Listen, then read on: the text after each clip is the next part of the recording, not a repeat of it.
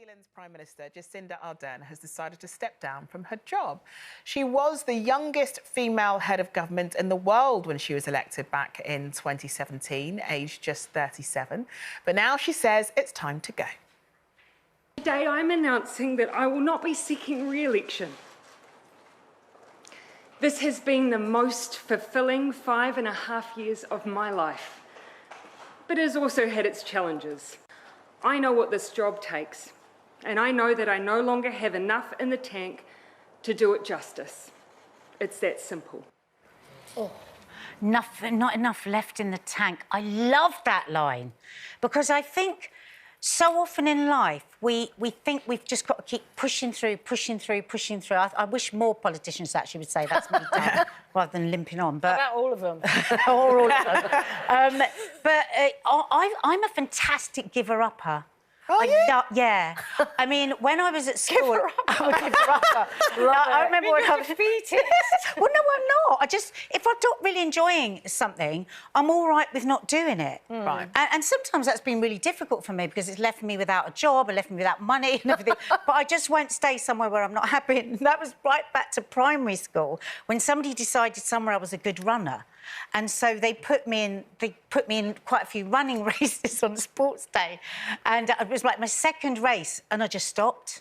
And I just What do you mean you just stopped? I just stopped halfway through the race. I thought, I don't like it.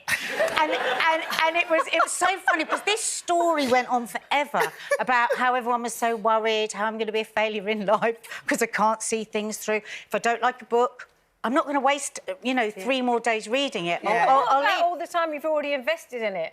No, but then I'm going to throw more time at something that I've already wasted. Good money after bad. Right. But I also think that the big difference between me and Kay is Kay will just crawl on her belly to finish something, even if she absolutely hates it. And we argue about this all the time. I'm like, why don't you just not do it?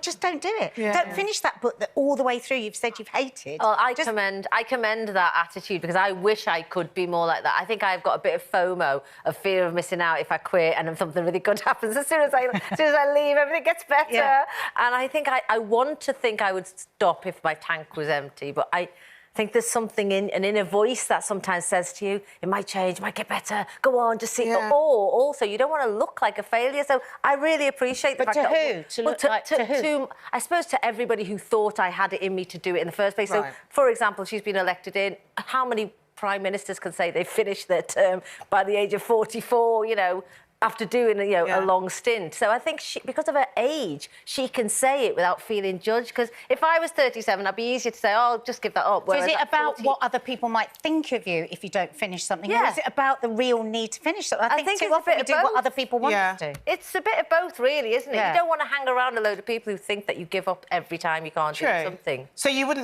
you say you're the opposite of Nadia? You're not a giver-upper? I'm not a giver-upper, if that is a thing. That's a thing. Like making up phrases now. Are you a giver-upper, Carol? Yeah, I don't really start anything. She gives up before she starts. No, can I just say about Jacinda Ardern? I think there's something a little bit dishonest about what she said, because I think she's been found out and she knows she's not going to win the next election. So she's kind of quitting while she's ahead, right? It's because she knows that she won't get in again. And that's the sort of thing I think is, in a way, it's a little bit...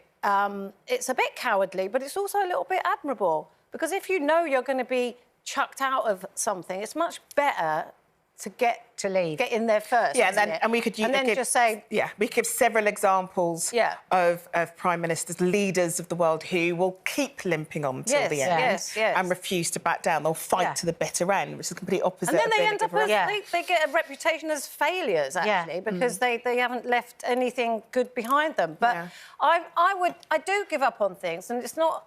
I don't think it's giving up. And when I left this show in 2013... there were quite a few reasons why I left, but one of them, and the big one, was that I got so bored of myself and talking about myself, and I had no more stories. I hadn't been living properly. Do you know what I mean? So I thought, I've got to leave and go and do some living and refuel your tank. Exactly. So there's more left in the tank. So that I've got to. I think. So you come to us with a full tank, have you? Is that what you're saying? Yeah, but it's getting empty. Great. Oh my goodness. goodness, Carol, is this you about to give an announcement? It's like I feel like I'm on another holiday. But what about you? Because I remember your first night in the jungle. I could. Now, I've never asked you this, but I felt that you were very low, lower maybe than. It was all right. Were you? Yeah, if you absolutely. could have gone, would you have gone in that first? Yeah, I would say 80%. Right. Because I was really scared. Yeah. Because it suddenly all went black. All you could hear were the sounds of animals and creatures in the bushes. Oh. I was scared of spiders crawling into the sleeping bag, scorpions crawling into the sleeping bag. I couldn't see anything. And I just remember lying there and I was thinking, I can't do this. And I was 80%, I think, in my head of just going. But I didn't want to feel like a failure. I didn't want to let my family down. I didn't want to sort of rock up back on the desk here and sort of feel like I had given up before I'd given it a real chance. Did anybody leave your...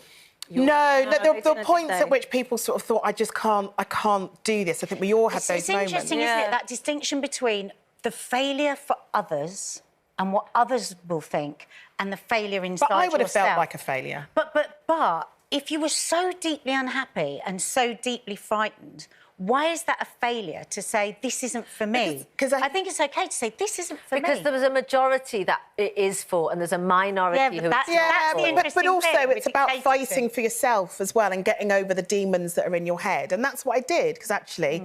Every other night that I slept there, I absolutely loved it, and I missed it when I left. But So, a lot of people do, though. They do worry about what other people think too much. Like, if I don't do this, then everybody's going to think I'm a failure. Don't we all have a bit of that? We ought to have a bit. Maybe not Carol. Yeah, Carol really doesn't care. Most of What do you think? you are in the minority, probably, in a good way. I'm just a giant failure. No, you're not.